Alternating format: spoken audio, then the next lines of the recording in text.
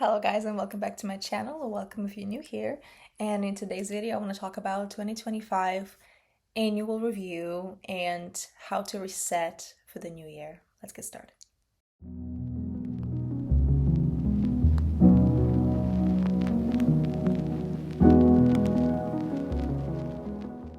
I'm so proud of myself because I got dressed up for you all, finally making holiday videos. And 2025 was one of the hardest years of my life. It was such a mess. I'm not really the one to focus on, the bad stuff, especially when I'm in the right mindset, but I want to share with you some techniques and some practices that I have been doing for years now.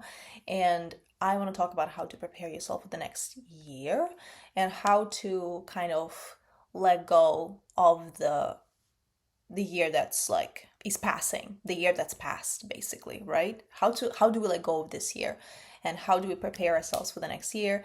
How do we just like mentally cleanse? Because I think a lot of us need that. Yes. So listen, this year has challenged me the ways that I was not prepared for. The way that it pushed me, the way that it like made me look at things differently. I was really pushed to grow in so many different aspects of my life, if not all of them, really.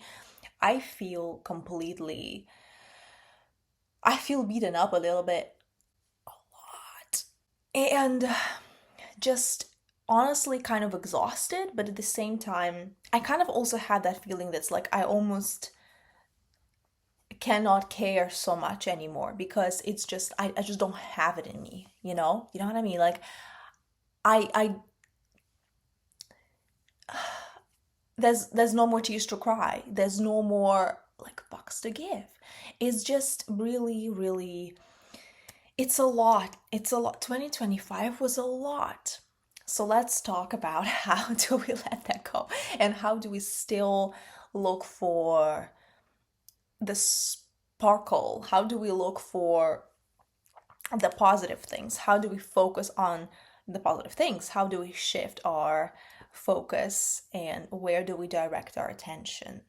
So, like I said, for years now, I have been doing an annual review practice, which I love. I honestly cannot wait to do it. It's such a fantastic practice.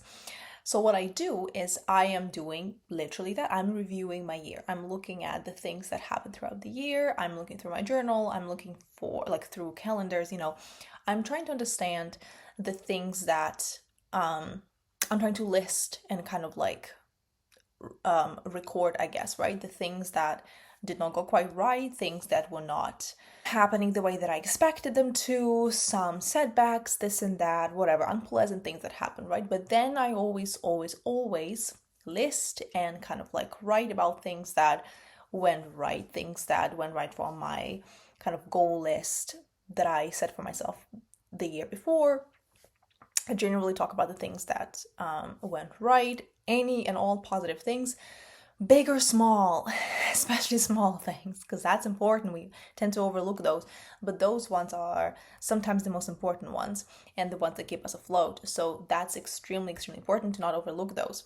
So you might think that this is a silly thing that will not make any difference, but I want to give you an example from my own life from 2020.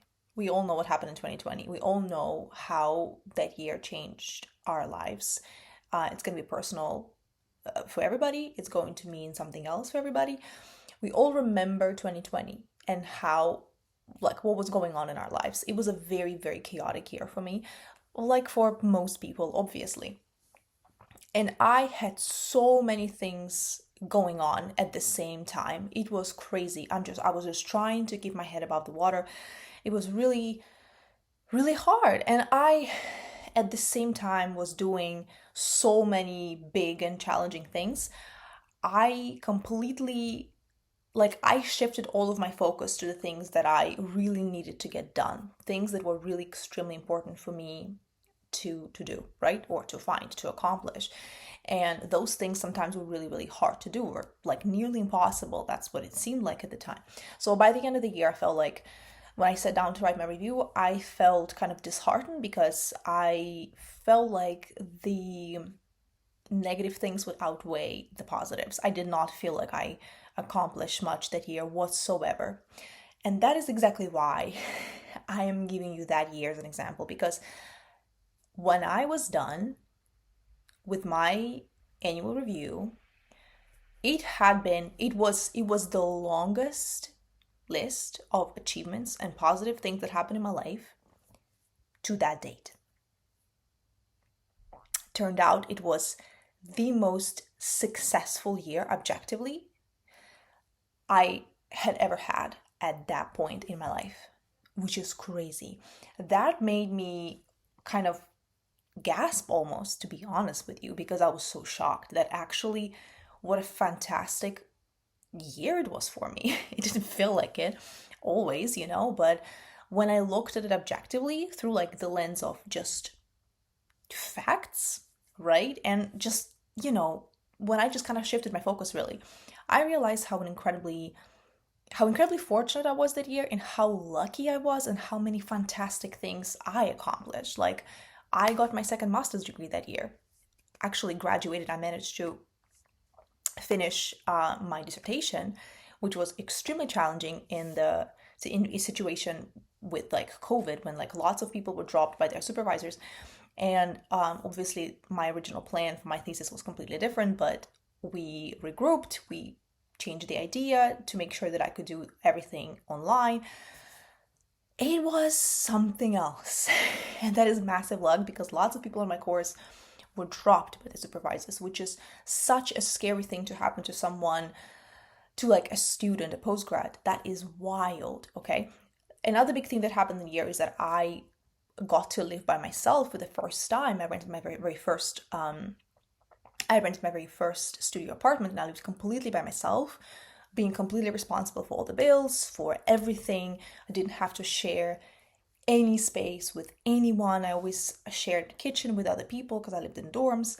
And that was the year that I experienced living by myself, but also like looking for apartments by myself, making the phone calls, getting the phone calls, like doing the most, right? With zero experience. And there were like lots of other things as well that I cannot think of right now on top of my head, but do it. What I'm trying to say is do it. I haven't done mine yet, and I'm really excited for it, because I truly felt like, once again, like the ways in which this year kind of beat me down would definitely outweigh the positive things.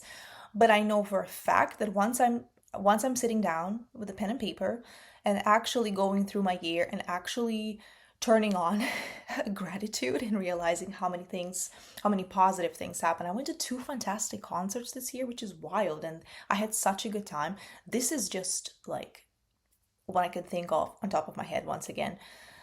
This is big. It's really, really important. I understood how important it is to focus on the smallest things just for my own mental health, because I felt really, really, really low. I was genuinely concerned for myself this year many times.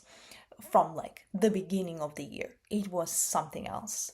So trust me when I tell you, get yourself a pen and paper, okay? And before the end of the year, please sit down and analyze your year without any judgment towards yourself. Just try to understand. Write down the things that did not go so well for you, but then please, please, please look at all the things that went right. Look at all the things that kept you going. Thank yourself for keeping yourself going, and remind yourself how valuable you are, how worthy you are, and that you're still standing. That no matter what happened to you this year, you're still standing, you're still here, and you're still doing this.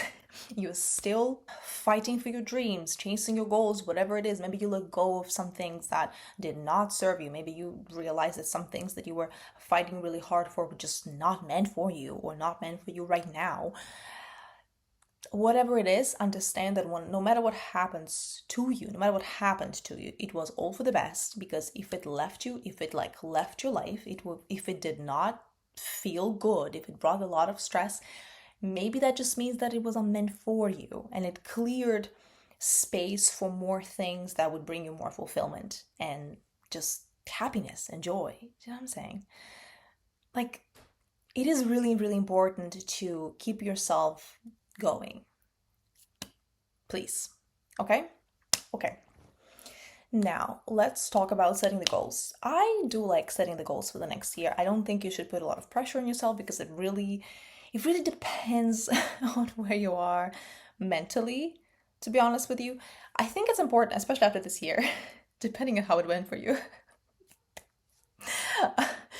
to try to be gentle with yourself. Try to be kinder to yourself. Try to set goals that feel realistic, but they also feel optimistic. Try to, like, I think it's okay to put something wild on your, like, goals list, right? Something that you know you might not necessarily achieve, but something that you will get closer to. That is really, really important. So I still advocate for you setting your goals for the next year, because it still kind of gives navigation to your brain. It kind of works like GPS for your brain. You will know which direction to move, basically, right? Like, where are you going? That is important. So please do that. And that might be inspiring. Try to understand what did work this year, what did not work this year, what you can learn. This is one of the biggest things. Try to understand what you learned this year, what you can apply moving forward in the future. Also, like, when it comes to your personal goals, like your business goals, your relationship goals, whatever it is, health, anything. Okay? So do that. Okay? Now, vision board. I do like a good vision board. You can make one in Pinterest, in Canva, whatever it is. You can just make a physical one using magazines, whatever you like. I personally like to have a good vision board, just to put the things that you would like to achieve, to have them like visually represented, so you can look at it every once in a while, so you can get inspired. I think that the biggest idea when it comes to vision boards is to have it inspire you, to have it make you feel good and remind you where you're going, so you can look at it when you feel stuck and just get re-inspired. I don't want it to put pressure on you necessarily. I want it to inspire you, because that's the kind of the positive feeling that we want to feel. I don't really care what you do. I don't really think it matters all that much. There's so many different techniques. There's so many different... It all comes down to you putting the images that represent what you want on a board, okay? In whatever way, shape, and form it is, okay? Once again, physically, digitally, doesn't really matter, as long as it represents the things you want to achieve. So I think what's important is that remind yourself every once in a while where you're going. That's the most important thing, okay? Stressing yourself out about these things and trying to kind of like put yourself in this spiritual psychosis is not healthy. It's not helpful. It's not going to be motivating to you, okay? I talked about how to achieve your goals earlier this year when I started this channel. I started this channel this year, by the way. That's a good thing that happened, right? And I kept going, by the way. So, yay to me. Break down those goals into small goals. You know what to do. Go look at those other videos. This is important. All right, we're talking about re-inspiring ourselves and moving forward on a more positive note in the next year. Okay, one more thing that I think is extremely important when it comes to decluttering your mind. Let's talk about decluttering in general, decluttering physically, mentally, and digitally. By the end of the year, I would like for you to declutter your life. Physically, clean your house. Clean your apartment, clean your room, clean the space you spend the time in. I will not elaborate further. That is just important to do. Another thing that I would like to say is that rate your closet, This is something that I've been doing towards the end of the year, and that is definitely a big goal of mine, is to start getting rid of the clothes that I do not wear anymore, stuff that I might like, but I just know I do not wear it. So you can sell it online. you can donate it. Do that. I think when it comes to mental declutter, this is the annual review thing itself. You can obviously do more journaling and like talk to your journal about the things that happen to you, but do make sure you spend some time with yourself, with your thoughts. You reflect on the year and you let it all out. You let everything out on paper. You know, you can also talk to someone you love, but do make sure you spend some time with your thoughts and you let out all the negative things. Yes, and you reflect. Okay, moving on. Declutter digitally. Clean out your notes app, clean out the old pictures, delete the pictures you do not need, delete the apps you're not using anymore, declutter your phone, your digital space, clean up your desktop, clean your digital space that you use on a daily basis so it's ready for the new year, so you feel more fresh in your head and more focused, because we do spend a lot of time on our phones, fortunately or not. But it's important to keep it clean and keep it organized. You know, not like, you don't have to be a type A person for that. You don't. Just make sure it's usable for you and make sure you get rid of all the old stuff that you do not need anymore and get rid of all the trash. You know the drill. Unfollow people you don't like anymore. Unfollow people whose accounts you have not been looking at. Unfollow accounts that don't inspire you, that upset you, that make you feel unpleasant things. Doesn't really matter. Just clean up your digital space, your social media space. Do the work, preferably before the end of the year. It will make you feel so much better. Trust me. Okay, now, finally, before the end of the year, after you did all these things, and honestly in between as well, please make sure you get plenty of rest and you spend some time with yourself, with people you love, doing what you love. Doesn't really matter. Please make sure you spend some time resting and doing nothing, okay? Truly just rest and just lay down and do nothing for, let's say, 10 minutes, 15 minutes, make it 30 minutes, not scrolling on your phone, but just truly resting. It's really been a difficult year for a lot of people, and it's really important to acknowledge that and honor that you survived it and that you did a good job and that you made it out of here. I'm really proud of you. I'm really proud of myself also. So let's be respectful to ourselves. It's been a very tiring year at the same time, so do make sure you rest. You do not get yourself crazy being productive during the holidays. Please just be kind to yourself and let yourself rest. That is extremely important. I will never stop talking about importance of resting. Yes. Thank you very much, you guys, for watching this video. I really hope that it inspired you for the holiday season, during this holiday season, and before the start of the new year. And if you have any other tips for resetting for the new year, please let me know in the comments. I think if you have any good suggestions, if you have any good tips, if you have any traditions that you yourself do every year, please share them in the comments. I actually would really love to know, because I love all kind of practices and routines.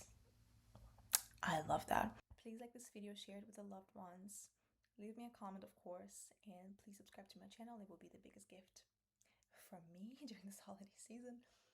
Thank you very much, you guys. I will see you in the next video.